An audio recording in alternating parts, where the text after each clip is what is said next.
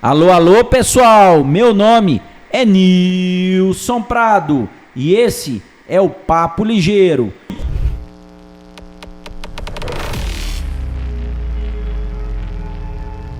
Hoje eu tenho a honra em receber aqui nos nossos estúdios duas feras quando o assunto é planejamento tributário e sucessório. São eles, Fábio Matheus Salomão, que é contador há mais de 20 anos, é sócio da Contábil Rio e também da Rural PJ.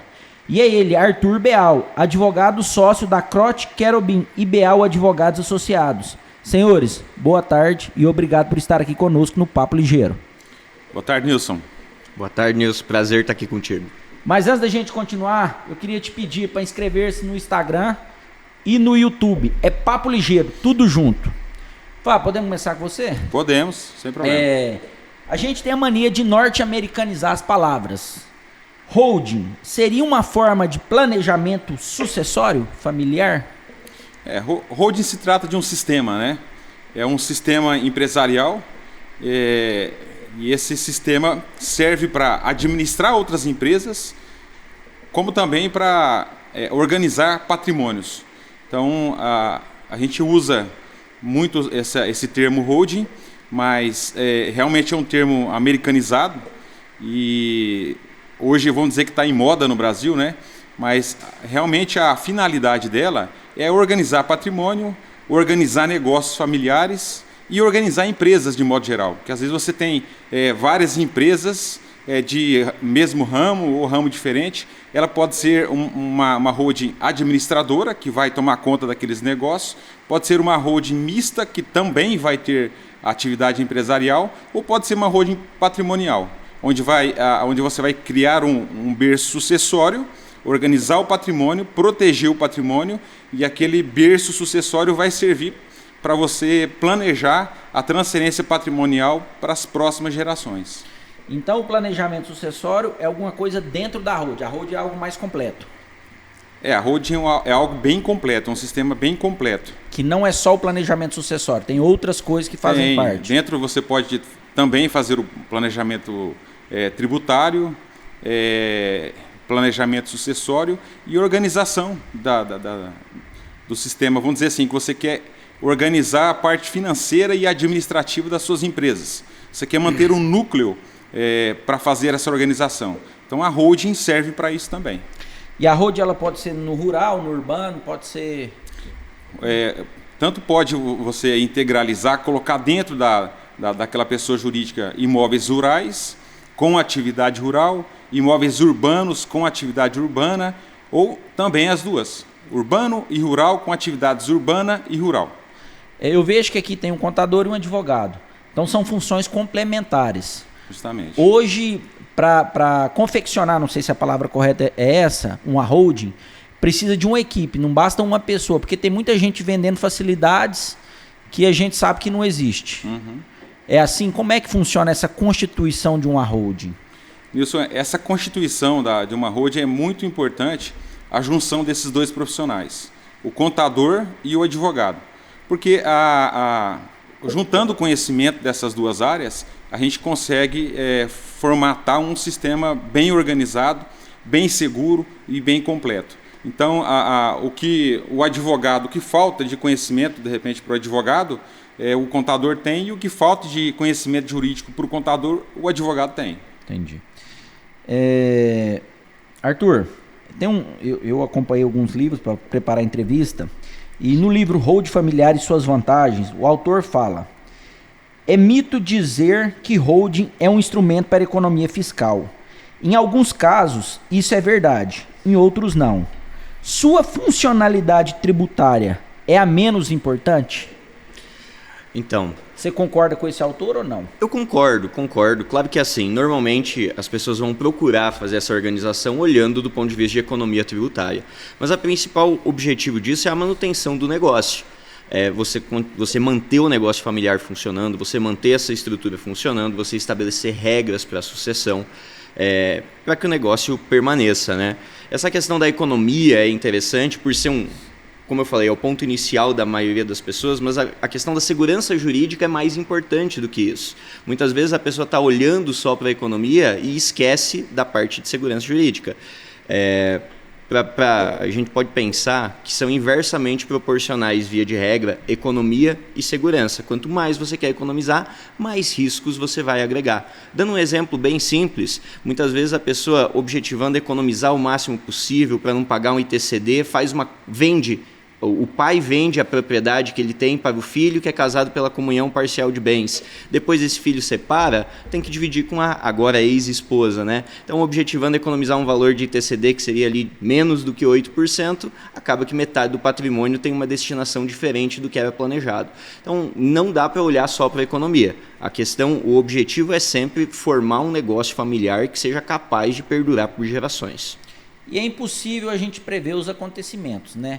Vamos supor, o pai tem um filho e aquele filho morre. Ele é casado, comunhão com a esposa, querendo ou não, ela vai assumir, ela vai ter um assento no conselho da empresa, vamos dizer assim, se isso não tiver previsto na hold. Depende, aí vem a questão, depende de tudo como for constituído. Evidentemente tem ela pode até se casar com outra pessoa e tá lá sendo mandatária na empresa. Pode acontecer isso? Pode. Se não for bem constituído e se não prever as coisas. Perfeito. Aí que entra a questão de fazer as previsões da maneira correta, de fazer essa proteção patrimonial da maneira correta e não simplesmente ir transferindo patrimônio sem nenhum tipo de organização.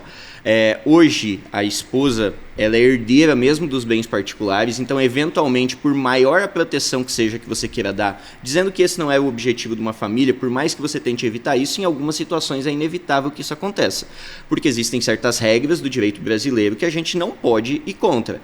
Essa questão da esposa ser herdeira dos bens próprios, inclusive, está numa possível alteração do Código Civil, é algo que está sendo discutido para mudar, mas hoje essa é a realidade. Então, tem que se trabalhar dentro da legalidade, você não pode afrontar a legislação, e o que você pode é utilizar a legislação da melhor maneira possível ao teu favor, utilizar a legislação do ponto de vista de direito societário, de direito familiar, de direito empresarial, você encontrar o que se aplica para chegar o mais próximo do fim que você deseja. Tem muita gente que não faz holding ou por medo, ou por desconhecimento. O que vocês... Eu acredito que esse paradigma já está bem superado, né? A gente sabe vamos pegar os países desenvolvidos. Os países desenvolvidos é uma prática que já acontece já há muitos anos, né? Isso veio de outros países, essa ideia de constituir uma holding? Sim, vamos dizer que economias mais fortes, países mais desenvolvidos, já executam esse tipo de organização. E a gente vem trabalhando, estudando a respeito do assunto e adaptando também as normas, a legislação brasileira, de maneira a oferecer segurança, oferecer economia, oferecer organização também, que também é muito importante. Então a gente vem trabalhando, vem estudando esse processo, adaptando a legislação brasileira, para que realmente o pessoal conheça isso e tenha noção que é seguro, é viável, com essa quebra de paradigma, o pessoal tem entendido que é muito importante a constituição dessas empresas, a organização patrimonial, o controle.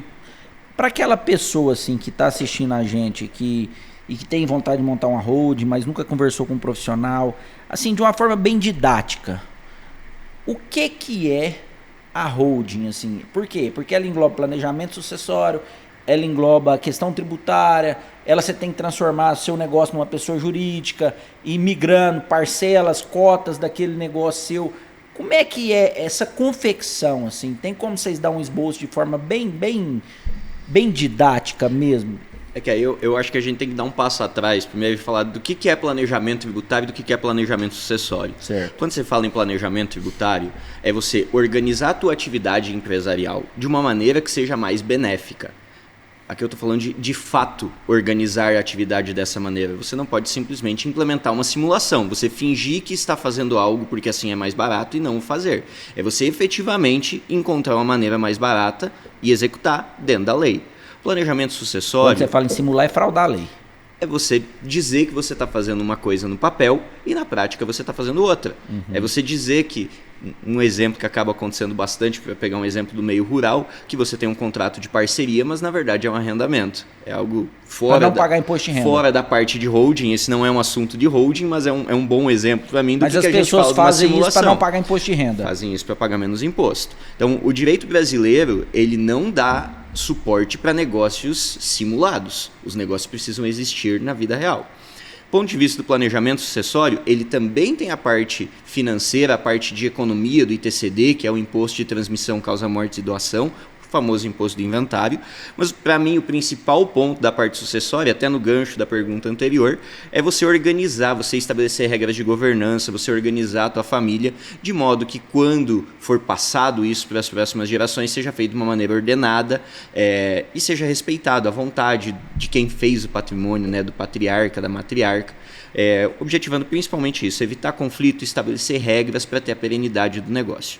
Dito isso, existem várias formas de se fazer planejamento sucessório e planejamento tributário. Uma delas é a tal da holding, que é o que ficou famoso, né? Na verdade, acabou quase que virando um produto comercial, o nome holding. Hoje o nome é bonito, né, de se dizer e tal. É holding para lá, holding para cá. Na verdade, na minha opinião, o termo é tecnicamente equivocado até, porque não é exatamente uma holding. Qual que seria o termo? É uma empresa. A holding nada mais é do que uma pessoa jurídica, que é aberta, e aí se convencionou chamar uma pessoa jurídica que tem como objetivo de congregar o patrimônio de uma família de holding familiar. Tudo bem, não é um grande erro, não é algo que prejudica.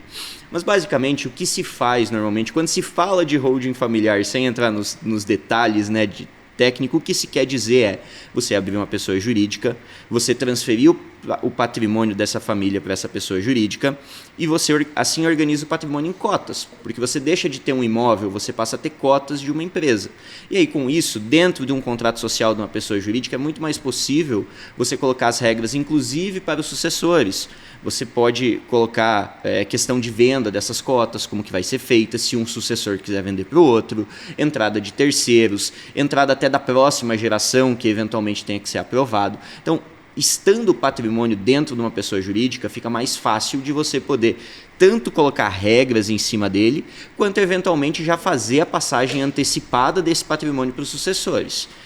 Então, existem as vantagens econômicas nessa questão da organização, mas nada mais é do que uma pessoa jurídica que tem como objetivo agregar o patrimônio de uma família. E na visão de vocês, quem se organiza, quem se planeja, paga menos imposto? Seja ele produtor rural ou urbano? Tem um ditado que fala que quem chega primeiro bebe água limpa, né? Uhum.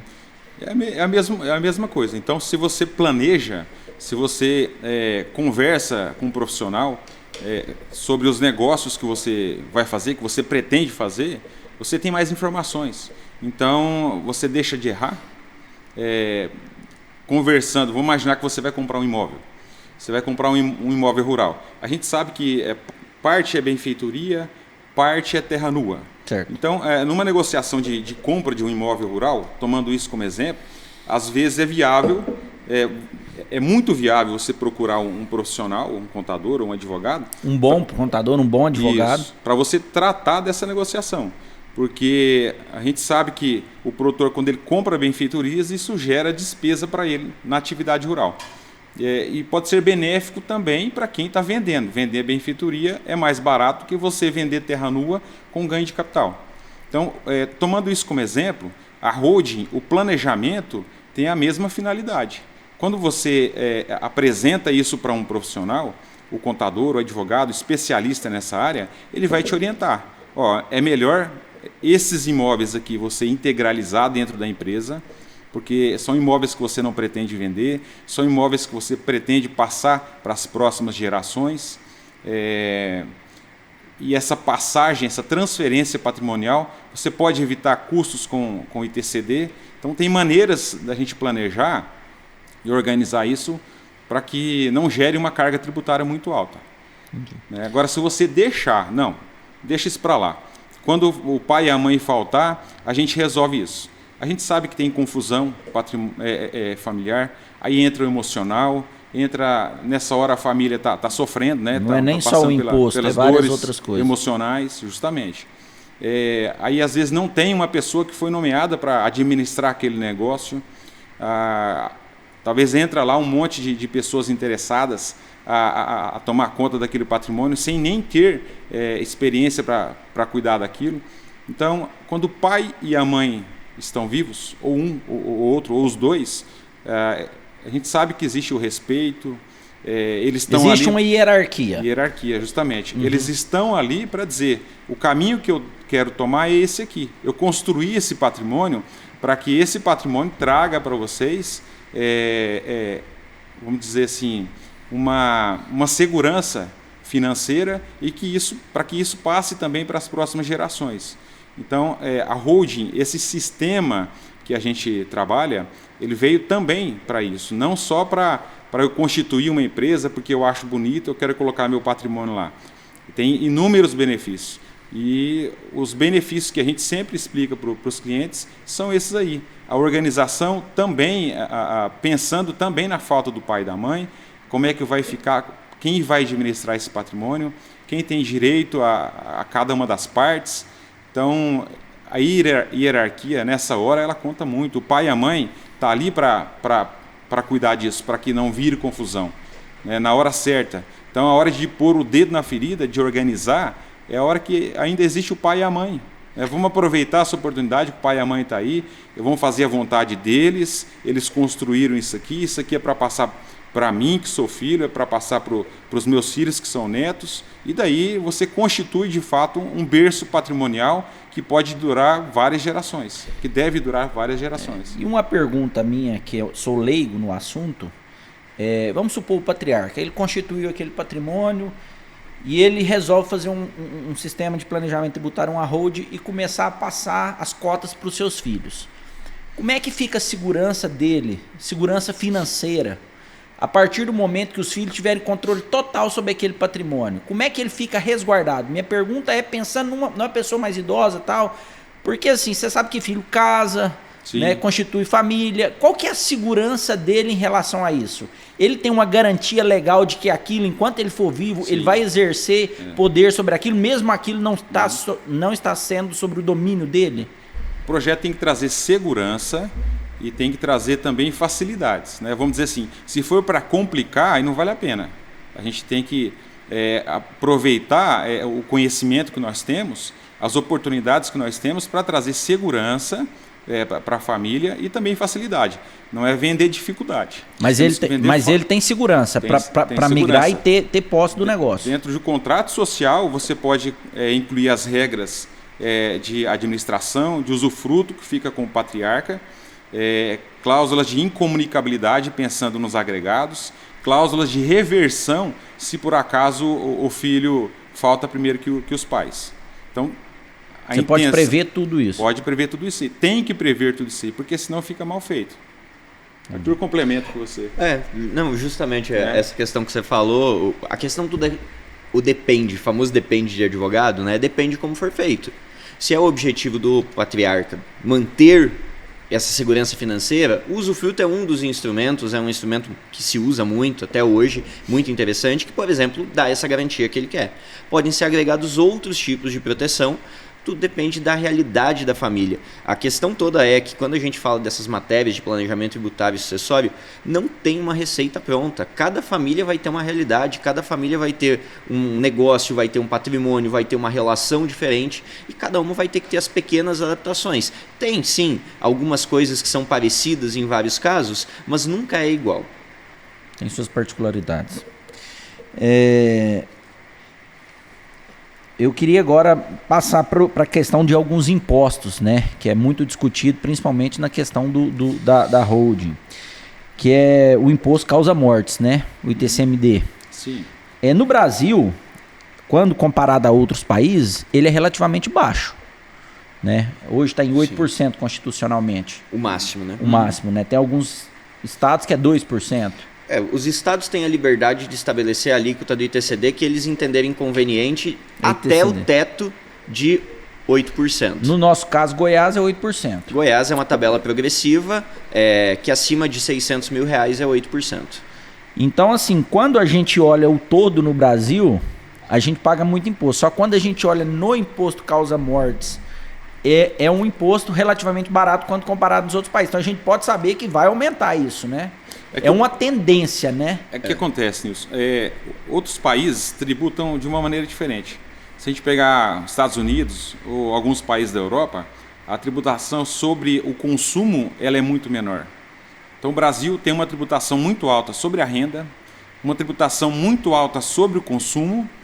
Em contrapartida, nós temos uma tributação menor sobre a herança, sobre o patrimônio que resta ali, que fica quando falta o pai e a mãe, o patrimônio da família.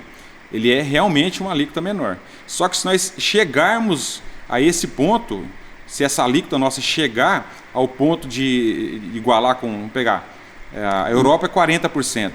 Já tem uma discussão aqui no Brasil de 20%, alguma coisa nesse sentido, né? A intenção é realmente subir esse percentual. Na verdade, esse é um argumento que ele é verdadeiro, mas na minha opinião ele é um pouco desonesto no sentido de você falar que se paga pouco. O Brasil tem uma das maiores cargas tributárias do mundo. A hora que você olha e você diz, a gente paga pouco ITCD, essa informação até é verdadeira. Mas aí que eu falo que, não, na minha visão, não é um argumento honesto, porque você está olhando só uma coisa, você tem que olhar o contexto inteiro. Então, o ITCD já não é barato, considerando todo o resto da carga tributária que a gente se tem. Mas, infelizmente, esse argumento está sendo utilizado de maneira política para se justificar um aumento. É um alvo. O imposto de transmissão, causa-morte e doação é um alvo do governo. Por ser um tributo estadual, tem menos, o governo federal faz menos esforço para aumentar isso, afinal o dinheiro vai ficar nos estados, mas eu acredito que é algo que deve acontecer, infelizmente, nos próximos anos. E aí, quanto maior esse imposto, mais interessante é esse planejamento, essa constituição dessa pessoa jurídica, no caso da holding, né? Sim. Como você até citou, esse modelo de planejamento sucessório através de pessoa jurídica, ele é importado de outros lugares justamente por isso. Porque nos outros lugares você tinha imposto muito alto. E por isso as pessoas precisavam se organizar. No Brasil, isso não era tão abordado até um tempo atrás. Só que você teve algumas questões que fizeram isso passar a ser uma necessidade. Uma das questões é o aumento da carga tributária. O ITCD aqui em Goiás, até pouco tempo atrás, era 4% a alíquota máxima. Subiu para 6%, subiu para 8%.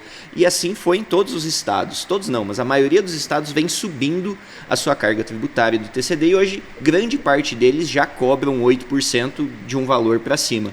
Paralelo a isso, você ainda teve uma questão, e aí é bem local nosso aqui de Rio Verde, que foi a valorização dos imóveis rurais. A gente não pode reclamar disso, né? É bom para quem tem propriedade rural, mas o fato é que a hora que você pega a grande valorização dos imóveis rurais e uma alíquota de 8%, viram pequenas fortunas, às vezes grandes fortunas. Muitas vezes a pessoa tem que vender um pedaço do patrimônio para ir lá e pagar o que acontece, governo, a gente pensa, não, é 8%, pode ir para 16%, pode ir para 20%, só que é o seguinte, a família às vezes está numa situação que não planejou, não construiu essa estrutura e ela precisa muitas vezes fazer desse patrimônio rapidamente. Aí o que acontece? Ela vai vender uma propriedade por um valor mais baixo, então já é perda. Tem que pagar os honorários advocatícios, tem que pagar as custas cartoriais. Então esse percentual, que hoje é 8%, estima-se que já está em 20%. Se ele for para 16% ou se ele for para 20%, vai para 40%. Daqui a pouco chega a 40%, 50% do patrimônio. Eu queria voltar num assunto que você tocou, negócios simulados. Uhum.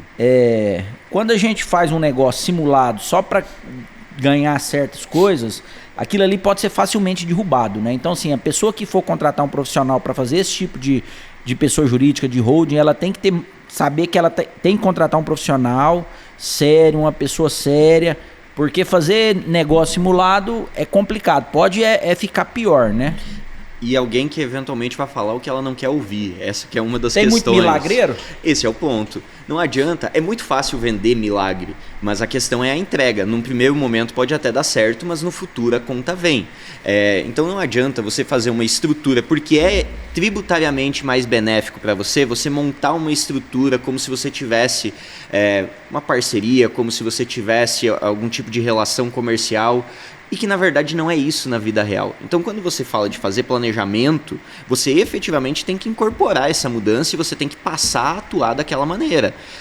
Então aí que é muito importante quando a gente fala que se fazer planejamento, se criar a holding, não quer dizer que você possa simplesmente operar de qualquer maneira. Você precisa ter esse respaldo para te dar segurança jurídica, tanto do ponto de vista familiar, do ponto de vista societário, quanto do ponto de vista tributário. Então é muito importante você ter esse acompanhamento, você mudar a maneira com que os negócios são geridos.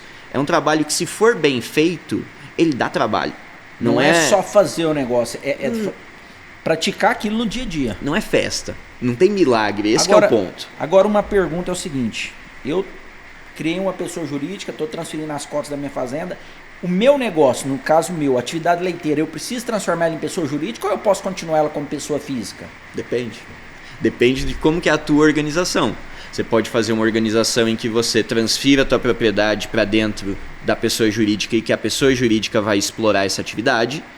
Ou você pode transferir a tua propriedade para uma pessoa jurídica e ela vai ter uma relação contratual, seja um contrato de arrendamento, seja um contrato de parceria com uma pessoa física que vai explorar essa atividade. Então, existe essa possibilidade de continuar exercendo a atividade como pessoa física? Sim. É o que acontece na maioria esmagadora. Porque qual que é a questão? Você tem, falando de produtor rural principalmente, o produtor rural pessoa física tem uma forma de tributação. O produtor rural pessoa jurídica tem outra forma de combinação. Qual que é a graça da coisa? É você combinar pessoa física e pessoa jurídica tentando aproveitar o que de melhor tem em cada um deles. Seria uma inteligência tributária. Exatamente. Eu gosto do termo de engenharia tributária, isso, porque é justamente você conseguir fazer essas relações. Só que aí eu vou reforçar o ponto. Relações que existam no mundo real. Não adianta você ter uma coisa só no papel e que no mundo real não existe. Você dizer que, pegando o teu exemplo, você cria uma pessoa jurídica, você transfere a tua propriedade lá para dentro, você arrenda, a tua pessoa jurídica arrenda essa terra para você, pessoa física, exercer a atividade e você nunca paga esse arrendamento. Essa operação pode ser derrubada. Essa que é a questão. O pequeno produtor, ele tem condição de fazer um planejamento sucessório? Tem, com certeza. Ou isso é só para o grande, para o médio? Não, tem com certeza. É cara a constituição de uma holding, de todo um trabalho por trás disso? A gente analisa, vamos dizer que a gente analisa o patrimônio pensando na complexidade, não no valor, mas na complexidade e também a família. Então, o trabalho ele é realizado de maneira que os honorários eles serão cobrados de acordo com a complexidade. Então, quantas pessoas são, tem confusão, está todo mundo de boa, como é que está essa situação? Então a gente precisa analisar esses pontos. Uma preocupação nossa é o seguinte, que o Estado e a União não deve estar feliz com esses planejamentos sucessórios que estão sendo feitos. A arrecadação está caindo. Alguma coisa eles vão fazer para cercar isso aí. Como é que a gente se resguarda? Nós vamos voltar no ponto dos negócios simulados. Essa que é a questão. Você não pode fazer invencionices. Mas com essa reforma tributária, isso não pode mudar? Essa mudança de cotas, esses valores não pode ser alterados e isso acabar onerando mais o... Não, a reforma tributária ainda faltam muitas regulamentações e no momento não tem muita coisa que você vai ver para alterar isso. Pode ter, mas no momento ele não vai afetar muito isso. A questão toda é um fato que obviamente o Estado e a União não estão felizes com isso e eles vão tentar aumentar a fiscalização. Assim como a gente cria maneiras de economizar tributo, o Estado vai buscar maneiras, vai buscar teses de querer cobrar o tributo em cima dessas operações. Daí que entra a questão de que você não pode, por exemplo, vender todo o teu patrimônio por R$1 para o teu filho. Isso é claramente uma simulação. Então precisam ser feitas, essa estruturação precisa ser feita de uma maneira que reflita decisões reais. Dá para fazer, dá para economizar muito tributo, não vai ser de graça, esse que é o ponto, não dá para ter uma economia absoluta, fazer tudo sem gastar nada, mas se consegue sim boas economias e se consegue sim uma boa segurança jurídica. Quem tem feito está satisfeito? Sim. As pessoas que têm feito, que têm holding constituída. O que acontece? A gente vê aí, ouve falar vamos pegar produtor rural. Às vezes ele está, eu não pago imposto porque todo ano eu vou lá e financio uma máquina nova. Eu troco de caminhonete, Só que isso vai virando uma bola de neve. Chega ao ponto, que ele não dá conta mais. O cara não vai ficar devendo a vida toda, sabe? Uma hora ele precisa apurar lucro, resultado, para justificar o pagamento dos financiamentos, da compra das máquinas, da compra das benfeitorias, da compra da caminhonete. Então, chega nesse ponto. E não adianta ele falar, não vou pagar. E a idade chega também, o fôlego do cara diminui. Então assim, o caminho, vamos dizer que o nosso norte, ele está um pouco distante. O contribuinte, às vezes, ele está... Não, eu não estou pagando, meu contador dá um jeito lá. Só que chega aquele blocão de nota no final do ano e fala, se vira. Só que a gente ouve falar de todo quanto é tipo de absurdo, entendeu? O cara comprar a nota fiscal, ou o cara não declarar 100%, manobras. O contribuinte, o produtor rural, ele tem que ter noção que isso não vai durar. Ele é fiscalizado. Ele é fiscalizado. A inteligência artificial está aí para isso, inclusive. Aquela questão da fiscalização do PIX, aí já é fiscalizado há muito tempo, não? Já é. Os cartórios mandam informações para a Receita Federal. Os bancos mandam informação para a Receita Federal. O Detran já é um órgão público, mas também a informação está ali para servir para eles. Então, hoje, se a Receita pegar o meu CPF, ela sabe da minha vida completa. Sabe de tudo. As operadoras de cartão mandam informações. Então, não adianta fugir. Nós temos que pensar em seguir, em caminhar para aquele ponto que é o ideal. Em organizar. Por isso que a organização, o planejamento é a palavra de ordem, é a palavra-chave. Porque se você planeja, se você senta com um profissional, explica a sua situação, ele vai te apresentar um projeto, ele vai te apresentar a maneira mais econômica. Hoje, o mix da pessoa física com a pessoa jurídica, a gente consegue aproveitar o melhor benefício de cada uma das partes. Então, por isso que é muito interessante, às vezes, você constituir uma empresa, constituir uma pessoa jurídica. E tem que ter a consciência que a inteligência artificial está aí para isso. Antes, era necessário um fiscal da Receita Federal vir aqui, pegar toda a documentação, folhear documento por documento, fazer conta e verificar que o cara sonegou, se não sonegou. Hoje não precisa disso mais. Tá? A partir do momento que começou as notas fiscais se tornarem digitais, eletrônicas, o contador tem tido muito trabalho, muitas obrigações estão sendo entregues que antes não eram entregues, os SPEDs estão aí, sendo entregues todos os dias. Na área social, e-social, tudo. E-social, tudo. Então, assim, a informatização, ela realmente está tomando conta de tudo e na parte tributária o governo não está ficando para trás. Pelo contrário, ele está investindo cada vez mais porque ele sabe que isso aí traz muito retorno. Então, não vai demorar, você já vai receber a sua declaração de imposto de renda 100% pronta, só para você confirmar, entendeu? Então, não tem mais como fugir. É o momento exato de quem não está regular, de quem não está pensando em planejar, procurar um profissional para isso. Já foi a época de você tirar uma nota com aquele carbono e pôr uma folha de chamex assim. Calçar a nota. Aí você tirava um valor aqui e lançava. Eu ainda peguei um pouquinho dessas manobras aí, sabe? Quando eu comecei a trabalhar com contabilidade, lá em 2004, eu tinha recém-formado. Você já pegou. Eu ainda lembro de umas situações dessa aí. Mas, veja bem, a prefeitura, vamos pegar a prefeitura de Rio Verde, eles realmente investiram em tecnologia. Hoje não existe isso mais. Hoje, para você emitir uma nota fiscal, você tem que estar com a empresa aberta, você tem que ter um cadastro na prefeitura, você tem que ter um usuário e senha para você entrar no site e emitir uma nota fiscal, que tem que corresponder com o pagamento, com o valor que entrou na sua conta. Então, a informatização ela veio para realmente eliminar, acabar. Eu acredito que, assim, que no máximo em 2 anos a sonegação ela vai ser eximida. Acabou. Eu queria falar da guerra fiscal entre os estados, no caso do ITCD. Se eu alugar um kitnet lá em Manaus e falar, sou residente de Manaus, eu posso migrar meu patrimônio e querer pagar o imposto lá, que é 2%? Como é que funciona essa questão do domicílio tributário? O domicílio tributário ele pode ser escolhido por você desde que você tenha uma relação. A Receita Federal tem começado a apertar mais o cerco disso e já tem alguns entendimentos, inclusive, de que o domicílio tributário tem que ser o teu lugar de residência. não que eu ache certo esse entendimento, mas é o caminho que a Receita está tentando fugir justamente para acabar com essa guerra tributária do ITCD, para tentar diminuir isso, pelo senão menos. todo mundo vai para a Amazônia. Sim. O fato existe isso, existe essa possibilidade, é algo que a gente sabe que tem sido utilizado em alguns planejamentos. O Amazonas é sim o lugar onde você tem um dos ITCDs menores que é 2%, do Brasil, é 2%. Né? É uma economia grande, né? Sim, depende de como você organiza. Dependendo do sistema que você fizer, você consegue fazer no teu próprio estado gastando um valor menor, um valor pequeno. Vai ser um pouquinho maior do que se você fosse para o Amazonas? Vai.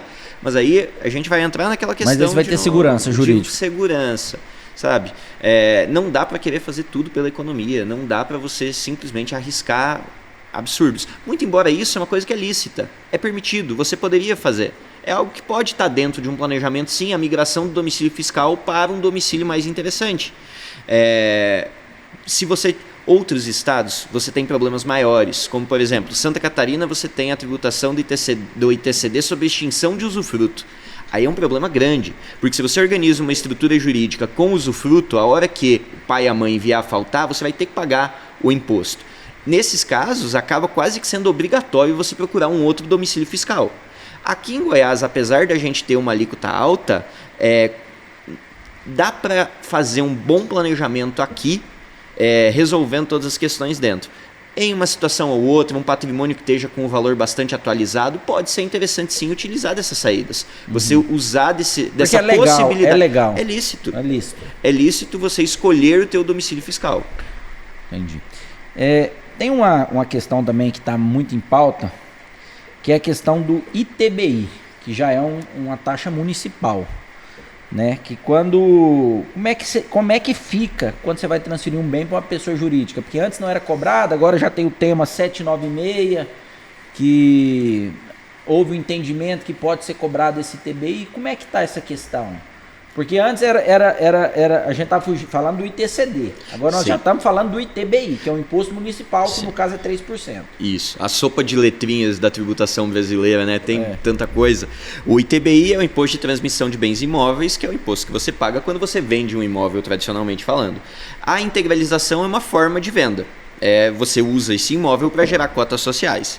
Na Constituição, o que a Constituição Federal diz? Ela diz que não é imunidade é uma limitação do poder tributário, então é imune do ITBI a transferência de bens para a pessoa jurídica para fins de realização de capital.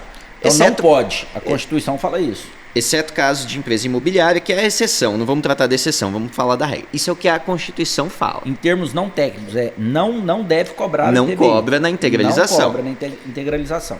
Acontece que o STF, ao julgar o tema 796, que é de uma outra situação, é uma situação em que teve a integralização do imóvel, uma parte como aumento de capital e uma parte como formação de reserva. Ele entendeu que essa formação de reserva era fato gerador de ITBI. O que eu até concordo, para falar a verdade. Só que é uma situação completamente diferente, porque aí qual que é a questão? A gente tem o tema, que é um resumo da decisão. O que seria essa formação de reserva para o nosso espectador entender? É quando você... Aí eu vou deixar o contador explicar. É uma reserva de capital. Digamos que você tem um imóvel e você precisa constituir uma empresa, só que você não quer dar todo aquele imóvel. Então quer dar 25%. 25%. Então você vai lá e integraliza um percentual daquele imóvel. Que é legal fazer isso. Que é legal. O restante, na contabilidade, isso entra como reserva de capital. Certo. Vamos dizer que futuramente ele quer integralizar mais uma parte. Então, foi estratégias utilizadas que antes dava certo, pensando em transferência patrimonial, só que justamente analisando essa fuga tributária, isso foi parar no STF e o STF julgou esse caso 796 como procedente a cobrança do ITBI. Isso repercutiu para o Brasil inteiro. Só que aí qual que é o problema? O resuminho. A hora que você pega e você lê o tema, que é o resumo, ele fala que vai incidir o ITBI da diferença do valor do imóvel para o valor do capital social integralizado. A hora que você lê isso sem contexto, o que dá a entender? Dá a entender que se você tem um imóvel que está na tua declaração de imposto de renda por R$1.000 e hoje ele vale R$ 1 milhão, a hora que você integraliza ele numa pessoa jurídica, você vai integralizar ele por R$ 1.000. Certo. Por conta de outros tributos. Que dessa igual diferença... se eu quisesse vender celular por R$ 100. Sim. Uhum. No caso, você tem... Aí a gente já entra, até para ficar claro, você tem o direito de integralizar os bens numa pessoa jurídica pelo valor contábil, pelo valor que está escriturado no teu imposto. Isso está permitido na legislação. Uhum. E é o que se faz para não se apurar imposto sobre ganho de capital. Então isso é um ponto pacífico. Você tem esse imóvel que está na tua declaração de imposto de renda por R$ 1.000, porque você pagou R$ 1.000 por ele lá há muito tempo atrás. Só que hoje ele vale R$ 1 milhão. A hora que você vai integralizar, a hora que as prefeituras têm feito isso, quando elas vão ler o tema 796, elas estão entendendo, tudo bem, R$ 1.000 é o valor que você está gerando de cotas, dessa diferença de 1.000 para 1 milhão, é fato gerador de ITBI, porque eles estão lendo só o resumo. Na minha opinião, é equivocada essa cobrança, está sendo discutida judicialmente. No começo... estavam tendo muitas decisões desfavoráveis, tem uns 6 meses mais ou menos que no TJ Goiás estão começando a ter decisões, estão começando a ter algumas decisões, mas ainda não é um tema unânime, contrárias. Tá? A favor do contribuinte. A favor do contribuinte. Começaram a surgir decisões favoráveis aos contribuintes. Na minha opinião, é simplesmente analisar o caso e entender que o julgamento que o STF fez no tema 796 é diferente do que está sendo aplicado na integralização de capital, que você gera menos capital do que o bem vale de verdade. Porque, de uma forma leiga que eu entendi, o ITCD, o ITBI, já confundi aqui os dois, o ITBI, ele teoricamente ele não pode ser cobrado na transferência do bem para a pessoa jurídica, é isso. De grosso modo. No geral, é isso que diz a Constituição. Agora, teve o tema ser... 796, as prefeituras estão usando isso para começar a cobrar, porque é o imposto municipal. Porque o STF ele não tem o poder de alterar a Constituição, mas ele tem o poder de interpretar a Constituição. E aí gera jurisprudência. Exatamente. Se você pegar o artigo 156 da Constituição, reza a seguinte informação, que na integralização do patrimônio, integralização de capital com os imóveis, não há incidência do ITBI, a não ser que esse bem seja destinado à locação. E a prefeitura está interpretando tudo, né, todos esses bens, está pegando todo esse pacote e colocando na mesma cesta, entendeu? Mas o próprio tribunal aqui em Goiás já deu... Começamos a ter decisões favoráveis agora.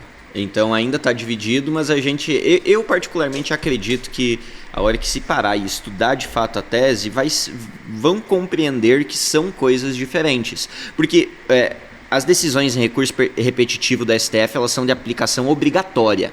Você é obrigado a aplicar. Então a questão é, se você está dentro de um caso que se enquadra no tema 796, nesse exemplo, nessa situação aqui que a gente está falando, você tem que aplicar ele. Você não tem essa escolha. A questão toda é aqui, que é o que a gente está falando, que da maneira que está sendo cobrada não é o que está dito aqui, é outra situação. Você não deve aplicar ele porque é uma situação diferente. Porque acaba se tornando inviável se tiver que pagar o ITBI. Não é inviável, é um custo a mais. É um custo a mais. É um custo a mais, mas ainda assim não inviabiliza o projeto. Não inviabiliza? Não. Mas isso é uma coisa que ainda está para ser decidida. Não está constituído que vai cobrar ou que não vai cobrar. Olha, o que eu tenho conversado com os clientes novos que procuram a gente depois dessas mudanças que tiveram para trabalhar, considera o ITBI como um custo do teu projeto. Você pode fazer esse planejamento, considere que você vai ter que pagar 3%, no caso de Rio Verde é 3%, né? Mas Rio Verde tem uma medida que não pode cobrar nada. Uma lei municipal. Uma lei municipal, não tem essa, aí ó, uma extra aqui para quem nos assiste que é Rio Verdense. Rio Verde não pode cobrar. Rio Verde tem uma questão diferente, porque na legislação municipal de Rio Verde diz que não vai se cobrar o ITBI independente do valor do capital social realizado. Então, aí entra a questão, no meu entendimento, mais do que as outras prefeituras, eu entendo que nenhuma prefeitura poderia cobrar isso. Mas Rio Verde, especialmente, mais do que as outras, não poderia cobrar esse tributo. Tá na hora do Rio Verdense fazer a holding para já atingir a santa prescrição? Você acende uma... O que é a santa prescrição? A santa prescrição é que você acaba, em diversas coisas, às vezes você acaba usando de alguns meios que têm um grau de risco maior. E você sabe que tem risco. A gente está falando muito de produtor rural. O produtor rural não tem problema com risco. Toda vez que você vai plantar, toda vez que você vai fazer... chuva, sol, quase não tem risco. É uma atividade de altíssimo risco. Então, quando a gente fala de produtor rural, o produtor rural tem uma tolerância boa a risco. Como eu falei antes, quando você vai falar de planejamentos e de engenharias tributárias e sucessórias, mais economia, mais risco. Alguns casos, o cliente opta por ter uma postura mais arrojada, assumir mais risco. E não tem problema nenhum. O que não dá é para você correr riscos que você não conhece. Isso é triste, isso é difícil. Agora, se você está correndo um risco que você sabe que você está correndo, que você sabe que você pode ter uma autuação, é um risco calculado. Se der certo, ótimo. Se der errado, eu vou arcar com as consequências. E aí a gente tem a questão da prescrição, que via de regra, 5 anos para a maioria das coisas que a gente está falando aqui, prescreve e o Estado não pode mais vir te cobrar. O Estado vai se atualizando, a gente vai fazendo os ganchos com as outras partes da conversa. O Estado está buscando outras maneiras de cobrar, só que ele só pode rever negócios que foram feitos nos últimos 5 anos. Então você acende, dependendo do que você faz, você acende uma vela para a santa prescrição e você reza. Então, assim, é uma tendência, quem tem um negócio, seja ele pequeno, médio, grande, a constituição de uma holding, não só na questão da sucessão familiar, na questão tributária, na questão da segurança também, de não haver brigas entre os familiares, vamos dizer assim, é uma modernidade, é algo novo e que veio para ficar. Sem dúvida. E aí, a hora que a gente para pensar, o ponto é, planejamento tributário e sucessório é muito maior do que holding. Holding é um dos meios. A gente faz planejamento tributário no dia a dia. Todo ato de quando você organiza de uma maneira, às vezes uma previdência que você contrata para pagar menos imposto é uma forma de planejamento tributário. Então, como a gente está num país... Engenharia tributária que você falou. Como você está num país que tem uma carga tributária muito alta, você precisa se defender. Então, todo mundo que tem uma atividade econômica, de uma forma ou outra, tem que fazer um pouco de engenharia tributária. Todo mundo que tem um patrimônio tem que fazer um pouco de planejamento sucessório. Não só do ponto de vista econômico, mas do ponto de vista de conversar com os sucessores, do ponto de vista de deixar as coisas definidas. Quanto maior o patrimônio, quanto maior o negócio, maior a complexidade e maior a necessidade de se ter isso. Mas isso serve para o pequeno, serve para o médio e serve para o grande. Só a solução para cada um deles pode ser diferente. E quem quiser contratar um profissional de qualidade, como vocês, como é que faz para... Entra no Instagram, como é que... Estamos à disposição, o meu Instagram é Arthur Beal. Eu também só seguir a Rural PJ RV, Rural PJ RV, estamos nas redes sociais. E Nilson, eu queria deixar um recado, o seguinte, né? Eu ainda tenho mais algumas perguntas. É porque assim, a gente vê o empresário, o produtor rural investir em tecnologia, sim, investir em equipamentos. Essa é uma, vamos dizer assim, que seja também uma tecnologia diferente, também uma modernidade diferente, e que o produtor, a família deve investir pelo seguinte, o pai e a mãe e os irmãos e todo mundo trabalhou para construir aquele patrimônio. Agora deixar aquele patrimônio descoberto, deixar uma confusão, né? Depois acaba virando uma confusão familiar. Então, eu acho que vale muito a pena o produtor, o empresário, investir também nessa tecnologia, digamos assim. Porque isso futuramente ele vai deixar uma geração organizada, vai mostrar que o legado dele realmente valeu a pena, né? Então, eu sempre digo isso. Quando precisa investir numa máquina, quando precisa investir em equipamento, o produtor está sempre disposto. Ele deve procurar o profissional, ele deve procurar o contador, o advogado, alguém que saiba trabalhar com isso, para deixar o patrimônio organizado para as próximas gerações também. Porque senão, na falta deles, aí vem toda a confusão e vem aqui o Estado, a União, tomar lá 20% do patrimônio dele. No mínimo. No mínimo. E para você prosperar 20%, você sabe que são décadas, né? E é coisa que de repente ele resolve com menos de 1% do patrimônio que ele tem.